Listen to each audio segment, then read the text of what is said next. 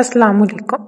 Risk की एक ऐसी तस्बीह कि अगर ये तस्बीह आप लोग 7 दिन कर लें तो 8वें दिन रिस्क बांटते फिरोगे।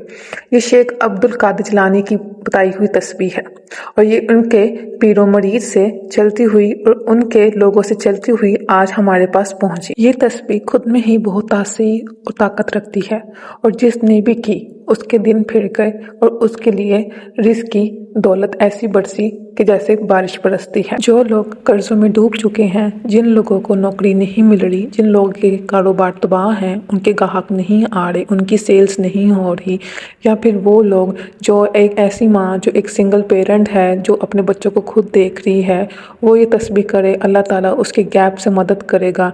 अल्लाह ताला उनके लिए ऐसे वसाइल पैदा करेगा कि वो खुद भी गुमान ना होता हो कि हमें इस जगह से भी रिस्क मिल सकता है। ये तस्बीह ख़ास तौर पर सिर्फ बने ही रिस्क के लिए है, दौलत के लिए है, माल के लिए है। तो चलिए वीडियो शुरू करते हैं, लेकिन उससे पहले चैनल को सब्सक्राइब और वीडियो को लाइक कर लें। अमल कुछ यूँ है कि सबसे पहले आपने 5 वक्त की नमाज़ अदा करनी है। जैसे ही आप 5 वक्त की नमाज़ अदा करना शुरू कर दें तो आपने हर नमाज के बाद ये तस्बीह पढ़नी है। और वो तस्बीह क्या है, इस टाइम वो इसमें आज़म आप स्क्रीन पर लिखा हुआ देख सकते हैं, जिसको पढ़ने का तरीका कुछ यूँ है, या ज़ुल जलाली वल इकराम। ये तस्बीह आपने 100 दफ़ा पढ़नी है, अव्वलो आखिर 3-3 दफ़ा दुरूद इब्राहिम के साथ।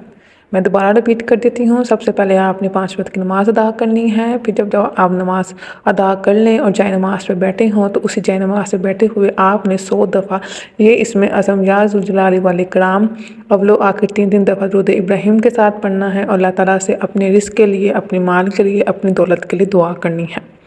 ये इसमें आज़म बहुत ताकतवर है, बहुत तसीर वाला है और ये ख़ास तौर पे सिर्फ रिस्क और माल के लिए बना है। अल्लाह ताला से अपने रिस्क की, अपने माल की, अपनी दौलत की, अपने कर्ज़ों के उतर जाने की या फिर अपनी नौकरी की दुआ करें। तो जो कोई ये अमल करना चाहता है कमेंट्स में मोहम्मद लिख दे। जो कोई कमेंट्स में मोहम्मद लिख देगा उसको इजाज़त दे दी जाएगी। और जो कोई ये अमल करे कमेंट्स में आके अपना फीडबैक ज़रूर दीजिएगा।